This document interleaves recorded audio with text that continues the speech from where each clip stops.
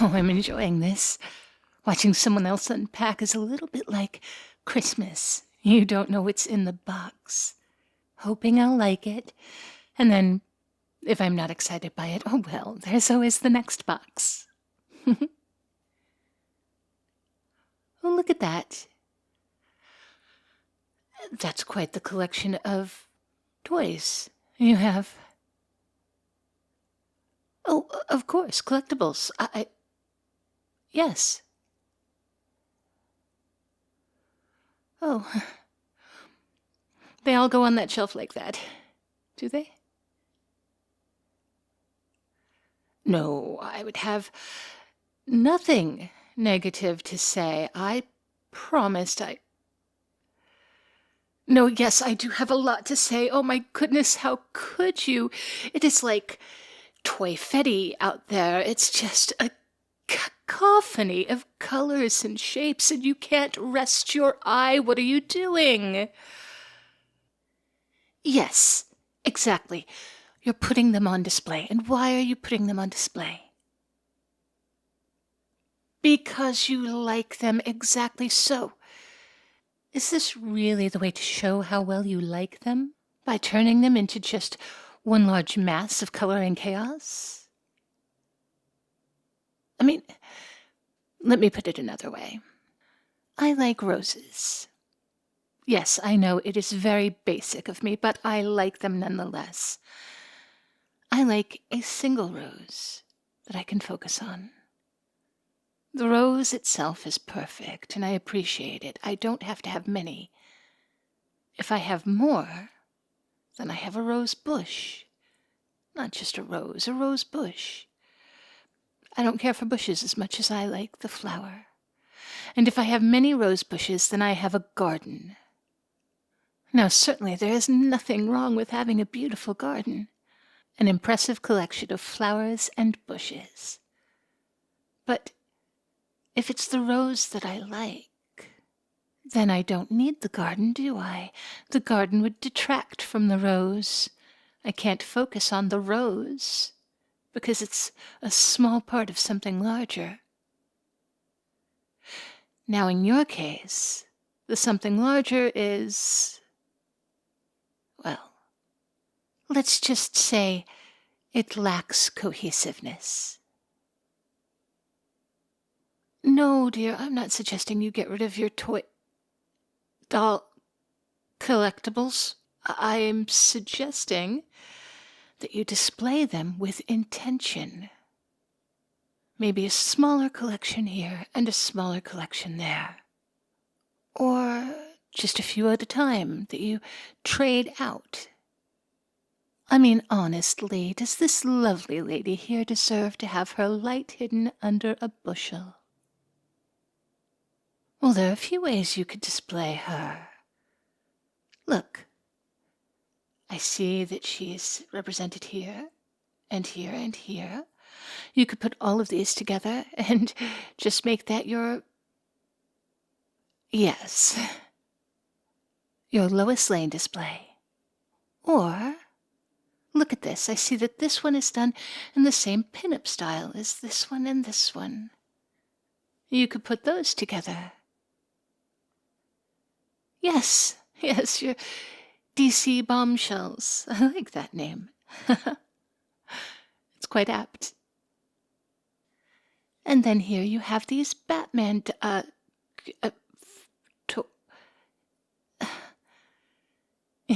yes, figures. Thank you. They could all go together quite nicely. Oh, you know what? The shades of his outfit go quite nicely in the bathroom. You can display them on the shelves in the corner of the vanity. I used to have so many creams and cleansers there, but it's yours now. Make good use of it. Batman would go very well with the coloring in that room. Well, no. No, I wasn't ever particularly interested in comic books. But I have stepped outside of my house, you know. It's impossible to miss Batman. The masked crime fighter by night, billionaire playboy by day. Actually, Batman is a direct literary descendant of some classics. The Scarlet Pimpernel, Zorro. Especially the Scarlet Pimpernel, in my opinion. What with that back and forth between him and the Catwoman. A woman he's drawn to, but doesn't feel he can trust. Oh, you don't know the Scarlet Pimpernel? Well, the Scarlet Pimpernel was an aristocrat who pretended to be absolutely disinterested in anything other than, well, how he looked and what the latest fashions were. But in reality, he was a crime fighter of his own. He would sneak people out of France during the French Revolution. He would do it in all sorts of disguises. But he wasn't alone. He had the League of Pimpernels, who would sometimes pretend to be him in disguise as well, just to throw the authorities off their scent. Sort of like how Albert would sometimes dress in the Batman's costume, yes? Alfred. Excuse me. Yes. Quite. Oh. Well, I see that look on your face. I can understand how you might be dubious. The bathroom doesn't at first seem like a place to celebrate your beloved character, but consider, I'm not suggesting you hide Batman in here. I'm saying that throughout your house, you could have displays, exhibits of individual characters or individual themes, so that your entire house becomes a museum dedicated to the things you love, as opposed to one pile, one large jumble that makes it hard to pick anything out. And truly, is it so bad having him in a place you visit regularly? You'll see him every morning, every evening, and multiple times on the weekends. Many of the very best museums look at their bathrooms not as a place that is mandatory and functional, but as a place of opportunity to extend the theme of their mission, to continue their displays. Oh, will you? Oh, that's brilliant. Thank you. Well, it's generous of you to phrase it as my helping you, but, well, we both know I'm pressuring you into doing things the way I like them. I wish I could be sorry, and I know I should apologize for being pushy, but I do like to live in an... Or rather, I do like to exist in a visually harmonious space. Now, I saw the movers brought in some things that you have to put up on the walls. Can we take a look at your artwork? Oh, I am excited. I've been eager to see what you have since they brought it in.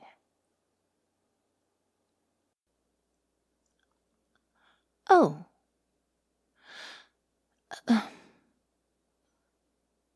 Is this... Is this a poster of a book cover? Violent Cases? A comic book. Of course. It's not one I've ever heard of. It's quite unique, isn't it? Oh, no. I mean it sincerely, or rather, I'm not being snarky. Truly, I'm not. It's very dark and surreal in a way that Maxim's could be. But he also has those deep warm colors and those splashes of gold like Klimt. And see the body here, the distortion. Reminds me of Schiller, who's a horrible person and should only ever be emulated for his art, no other way. But right here, this top, the collage of cut-out images and the ephemera, it's all very Rauschenberg. To me, anyway. What? What now? Why are you looking at me like that now? Well, I told you I like art. It shouldn't be a surprise. Well, no. I didn't really read comic books. But just because I don't doesn't mean I can't see the artistry in it. These characters and stories, these images, their pedigree goes right back to the greats. I'm not mocking, I promise.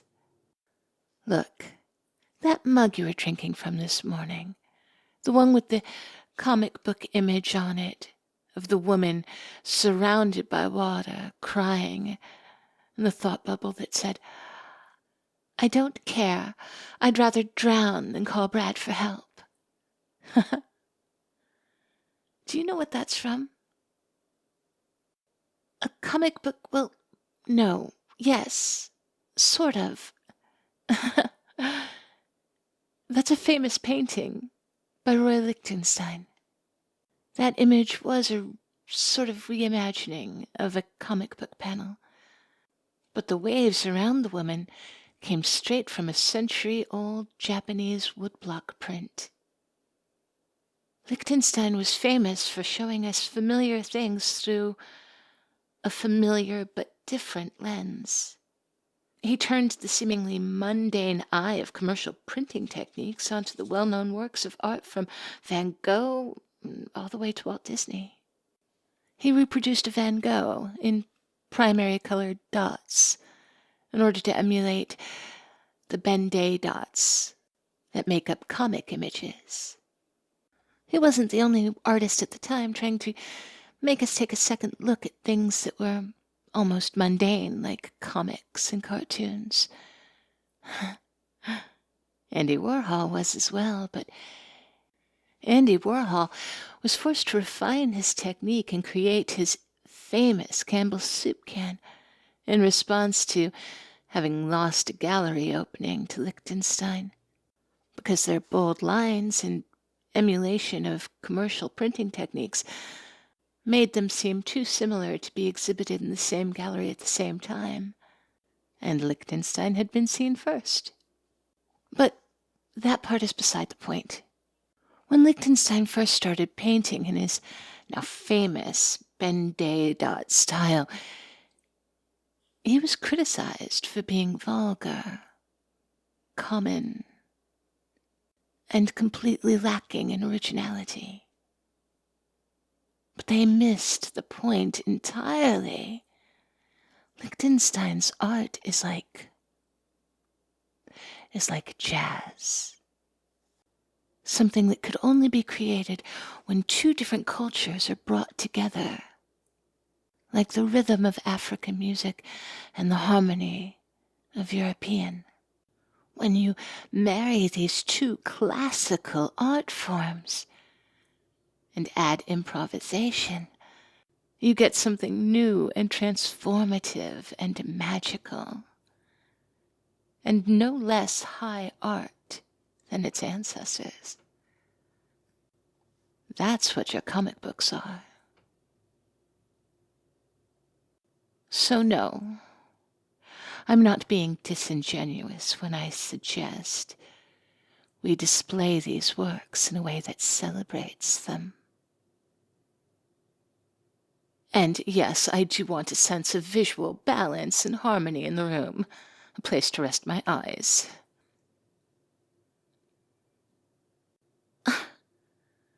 What do you mean I almost sounded like I wasn't stuck up? Really, how dare you? I am every bit as stuck up as I've always been. Thank you. No, I don't think I will let you forget it.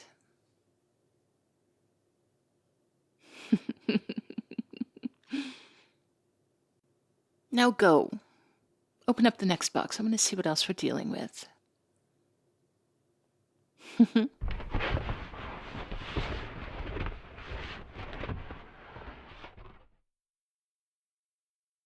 I do have to thank, for the super thanks, Dan Gaming Fan, and also Pierce the Heavens 118. Oh my goodness, Pierce. You're my sweetie. Thank you so much. That was... You give me so much support. You all do. And I am just so humbled by it. So thank you. And from my throne wish list, I have to thank Kealoa, who always keeps me fed and well cared for, and Forces. Thank you so much.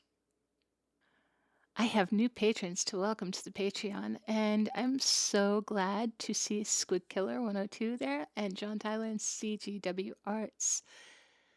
You know who else I have to thank? Speaking of arts, why not Jay, who made me an image of my Red Riding Hood character. He got the freckles and everything. I love my freckles, and for a while I was doing a whole lot of self-inserts with my images, like all these dark-haired girls with fair skin and freckles, and that Red Riding Hood image is a whole Mary Sue moment for me, I'm telling you. But thank you very much, guys, for joining me in my Patreon, and I look forward to seeing you in the server and getting to chat with you. And now, name changes. Gang has changed his name to insert witty joke here. Done, gang. Lion in winter coming in with the riz with I could hardly see you for the sunlight. Quasi Crafter. Existed since prehistory. I think it's interesting, however, that you believe that the violent nature of humans precludes them. Oh, I can't wait to see how it ends. And Duke again with Duke is helpless whenever I hear the beauty that is your voice.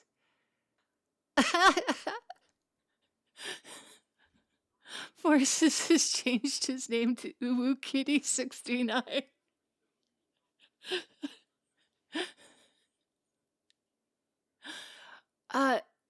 Oh goodness. Nachtwaya is introducing a new language. Huden sie sich in der Nacht Vordenwaya. And then we're back with art. With Suban Altre Niños, vamos cuesta abajo y sin frenos. Sí, estañamos, es normal. Learning all the fire-related phrases with Art Low here. We have Bellamy, who's changed his name to I am but a figment of Dreamy's imagination. I, the dream, have dreamt the perfect storyteller, creating a new Dreamy, thus starting an infinite curve. Oh. Well, that just sounds like a Mobius strip of mistakes, Bellamy. Oh, Cap changed his name to I don't need the Sandman to bring me a dream when I've already found the perfect one. And ironic for this story because just really coincidentally, the artist that I was talking about in the story who did Violent Cases was by Dave McKean. The artist was Dave McKean, and the writer for Violent Cases was Neil Gaiman. And Neil Gaiman was the writer of Sandman, of course, and Dave McKean did all of his artwork. He did all of his, I think he did all of his covers during the series. I could be wrong, but I'm pretty sure he did all of his covers during the series. So I think what we've all learned right here today is that Kealoha is psychic. There's no other explanation. All right, guys. Thank you, as always, for your time, for your attention, for everything, for 15,000 subscriptions. My goodness. You wonderful, wonderful people. You guys go out, have a great day, and be as good to yourselves as you are to me. I will talk to you tomorrow.